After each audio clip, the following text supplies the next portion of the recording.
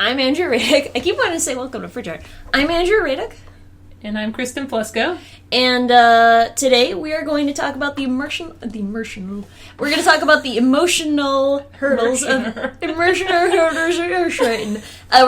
emotional hurdles of illustrating. Doing work we didn't want to, relationship with paid and personal work, which is a question we got asked online. So, we're both a little, like, we were just discussing accents in depth, so we might be a little weird talking. Yeah. Pin. Apparently, I pronounce a lot of words the same that other people pronounce differently. Like Don and Don. I pronounce it the same. It's the same. No, it's just the humor comes when you just try and pronounce it the other way. Down. That's not even fucking close. Dawn. There you go. Kristen just sounds like she's had a stroke. Like, quat. Quat. Cot and caught. Cot.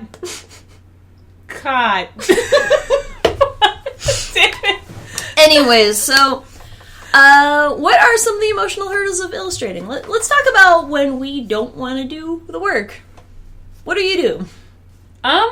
Well, I procrastinate, and to be perfectly honest, I'll try my best to find even the tiniest aspect that I like. Like I've drawn things that I've hated before, and honestly, a lot of that is a learning process. If you can't learn to love what you're drawing, then maybe you shouldn't draw that one thing. But, you should try, but if you can't get over it, if you're given work of something you don't want to do. Yeah. Like, let's say a dude standing around. A dude standing around. I would try and find an interesting way to make him standing around, basically just so I like it more. But I've had to do just incredibly complicated, like, Alice in Wonderland thing I had to do, where basically, like, I did not really enjoy much to that piece, just because it was so outside of what I like to do. Mm-hmm. And it's okay, it's good to, like, try to do things outside of the box. Well, it is important to do stuff outside of what you normally do, because that's how you get better. Yeah, and I tried my best to find something I liked about it, and I really didn't. It seemed like real ball ache, to be honest. It seemed like you were not having fun with that. And you're telling me that, like, you have to have the jury, and then there's also, like, personification of things on the side, but then the tiles are also a cat. It was really complex, and I guess I couldn't visualize it in a way that, and it was probably a combination of my own shortcomings as an artist, combined with the fact that maybe the art direction was very complex and had a lot of things going on, so it basically it ended up being too literal and stupid. That was from the same people that I had really bad experience from, so that sort of fits in line with the art direction is all over the goddamn place. But the other things I've done for them have been the exact opposite. Like, as little art direction as possible. Like, well, we need a hawk, but it needs to be like a dragon, but mostly a hawk, so make it cool colors. Like, and that was like, oh, okay, like that's, there was some extraneous stuff, like it had to have 2 long head feathers, and it's like, okay, like that's really that easy. Would be the type of art direction I would be really happy about. Because it gives you more options to do things, so you can go like several different ways with that, instead of just being limited. It must be specifically in this pose, specifically with these colors, and you can't vary it at all. That's miserable. So, the way that I deal with it is the same way that you had talked about. And that's something that my teachers taught me, because I'd gotten this commission. Good, they're going to suckle on each other, for God's sakes. I had gotten this commission to do, like, an indie book cover, and they never ended up actually paying me. They're like, I have to finish this book in 3 years. Well, why the fuck are you talking to me now, And it happens all the time. Yeah, it does. But, so, I talked to my teacher, I'm like, it was like a fairy, and they were, like, dipping low, and the sketch that they chose was really shitty looking, and it was another one of those things where, like, I want her to have her facing straight at you, but also she's bending down. I'm like, no human body can, like, like, crack your neck back up, and you just look like a fucking idiot, but... she's just like a pea plant at that point. She just is. She's like a snake. Yeah, she's just a snake. But yeah, you essentially, if you don't like the subject matter, you find something else to be excited about. So I had to be excited about the rendering, but I mean, inevitably, I didn't have to be excited about anything because I didn't do it. But I mean, like, it was the same with other stuff. If it's something you're not really, like, I wasn't excited to do the troll thing with the screens and stuff like that. But then I had fun with some colors, and then I inevitably hated it because it just, more often than not, it's like, well, I'm going to use this piece as a chance to really study skin textures, and then I'll be better at skin textures. As long as you get something out of it, that's the way that most people tend to circumvent it. Yeah. And you've been told before that sometimes you just have a bad piece and there's really nothing to save it. Yeah, like so, professional artists that, like when we're at well, I guess we're professional artists too, but I guess oh my god, that some of the other professional artists you've talked to at LuxCon, they told you. Yeah, they've said sometimes, like, shit just happens, and, like, not every piece is going to be the best. Not all pieces, Kristen. Not all, hashtag, not all men. Not all pieces. Not all art direction. Sometimes you want to try and fix something the best you can, and you want it to look nice, because it's going to represent you. But, yeah, you do sort of get to a point where you're just like, I can't save this. Sometimes there's no saving this, and, yeah. Sometimes you just have to turn it in, and then just...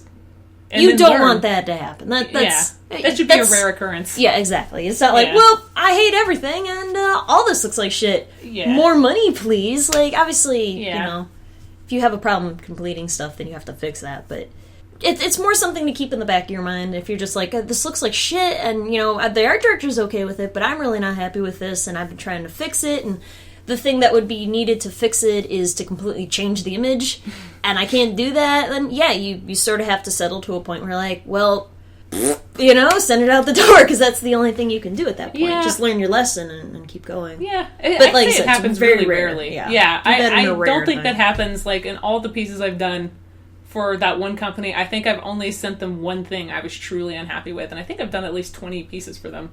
A varying How many of those did you pay for? Might be close to 0. So... I really should probably... So some of the other emotional... probably. Some of the other emotional hurdles of illustrating is... I mean, you are going to come to points where you're like, I don't want to do anything. And let's get personal here for a second. Like, I get to points throughout the month where I just don't feel like doing something. And I think at that point, I tend to work far enough in advance that I sort of plan for those. Yeah, you actually do a good job for like 2 or 3 days, I just don't want to do anything. And I can like coerce myself to paint a little bit, but it always looks like shit. And so I just plan around it. Yeah. And then I'm like, I don't feel like doing anything. And I'll just play video games for 2 or 3 days, and then that urge to get everything finished comes back, and then I just go back to work.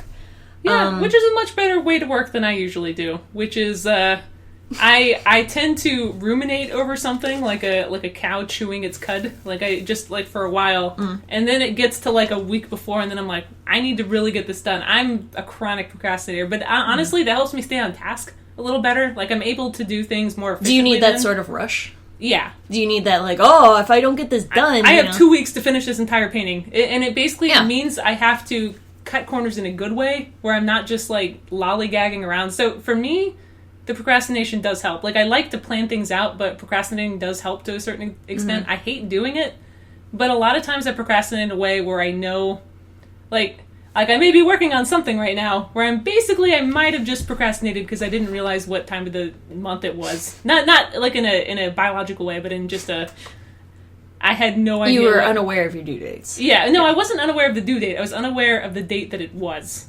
And then I realized, and then my parents had their anniversary, and I'm like, wait a second. That's on the 7th. Oh no. Oh no.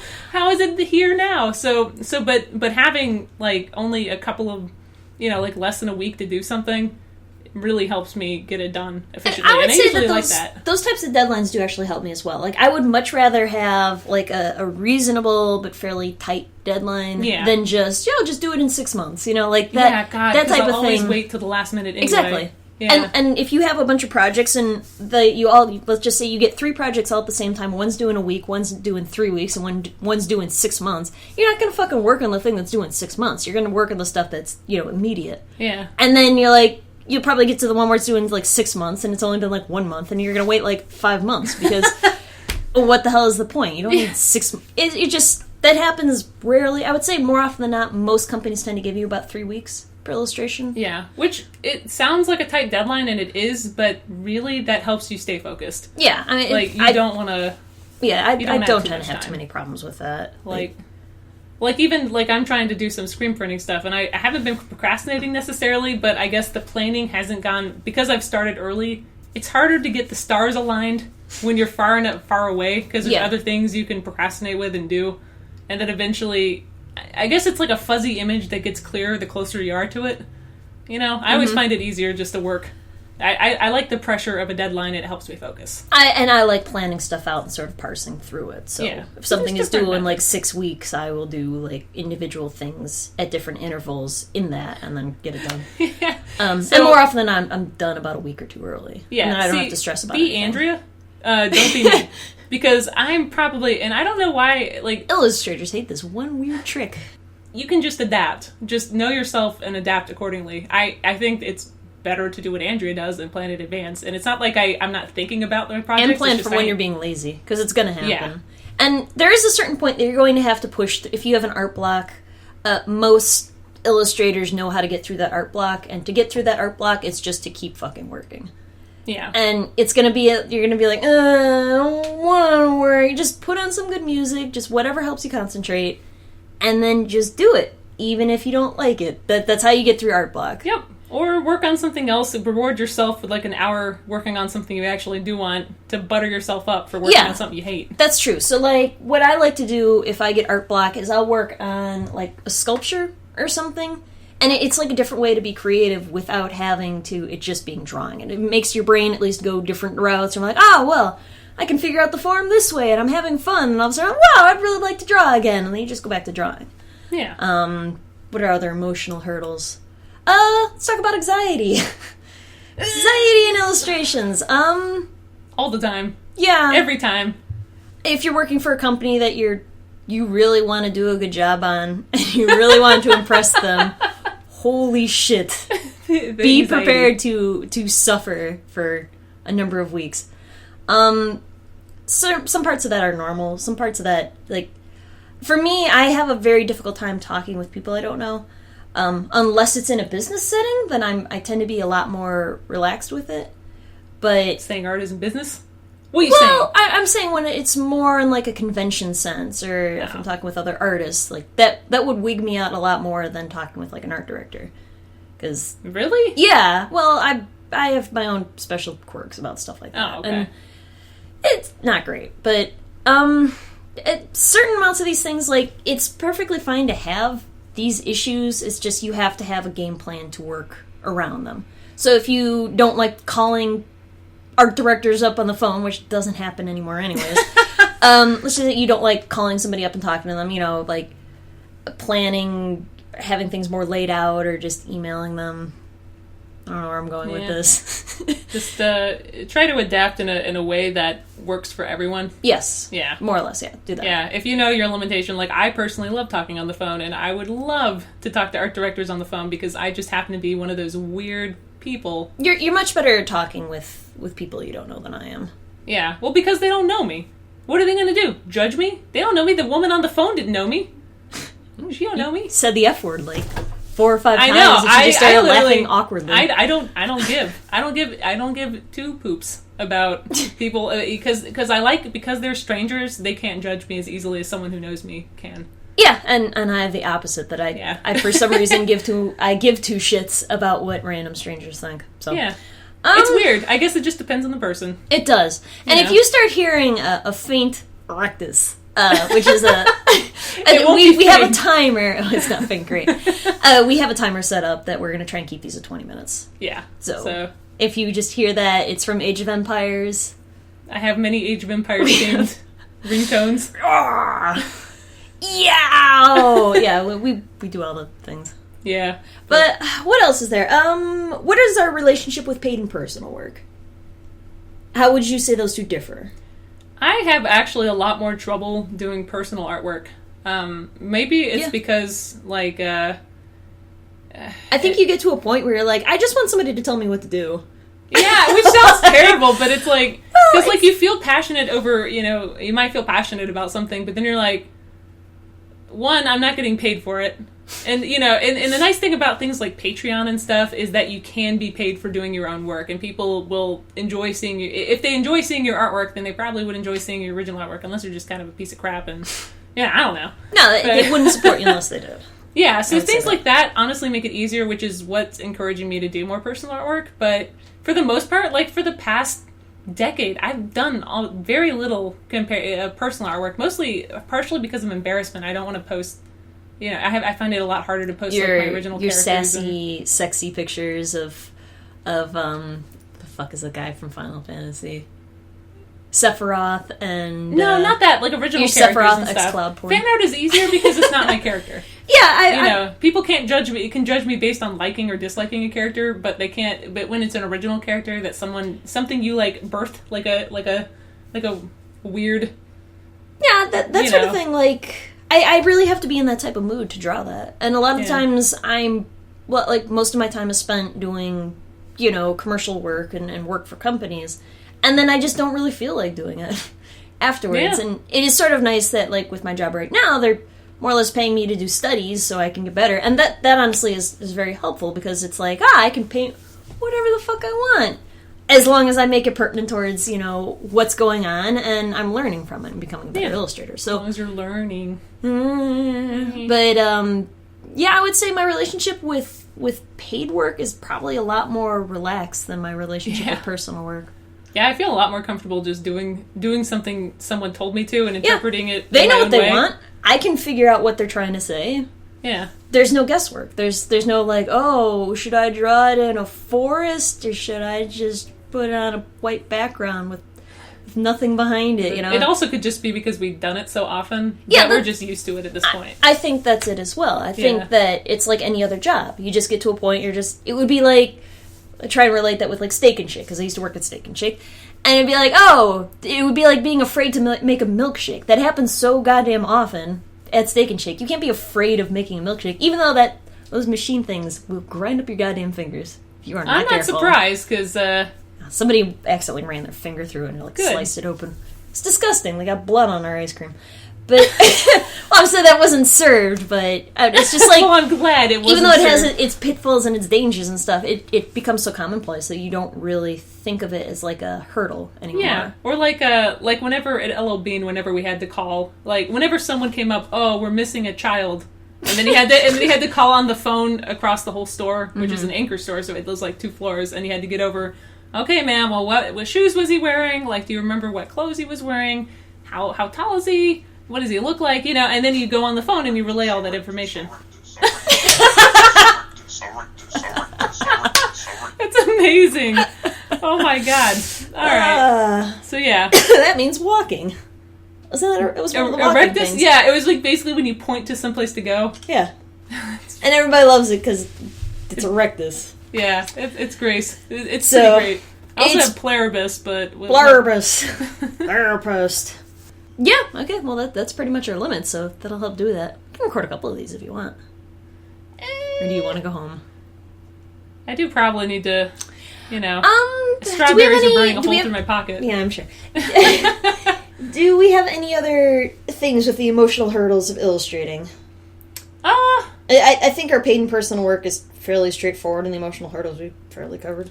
Well, yeah, and plus there's, like, personal things, like, like I suffer from depression and anxiety, and sometimes that can get in the way of doing good work, or in feeling good about what I do, because half the time I'm like, well, am I supposed to be here?